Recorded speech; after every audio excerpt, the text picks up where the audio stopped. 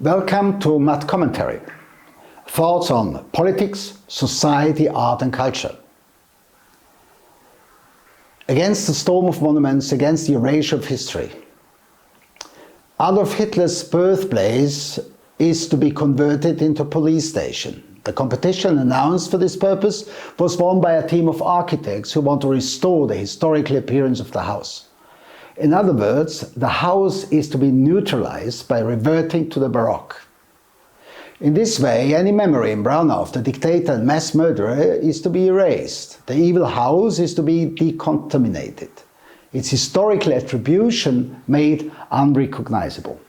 In order to turn the morally bad building into a good one, the memorial plaque installed in front of the house with the inscription, I quote, "For peace, freedom and democracy, never again fascism, millions of dead admonish," was to be disposed of and find its museum final resting place in the Vienna House of History, a plan that was called off after widespread protests.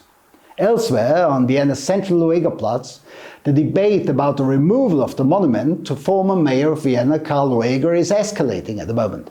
The arguments of the opponents of the monument are that offering such a large stage to an anti-Semite and demagogue like Lueger would be tantamount to glorifying anti-Semitism and racism and would perpetually hurt the feelings of those affected.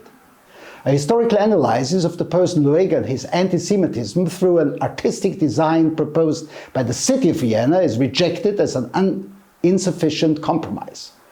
There seems to be no more interest in a confrontation with the history, its criminals and crimes, its distortions.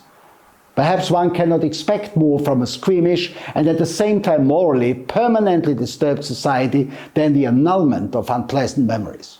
But anyone who believes that history can be undone if its testimonies, whether houses, monuments or names, are allowed to disappear is mistaken.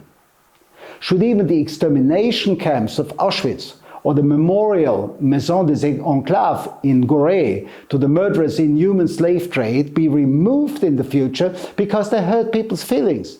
What is needed is not decontamination, but contamination.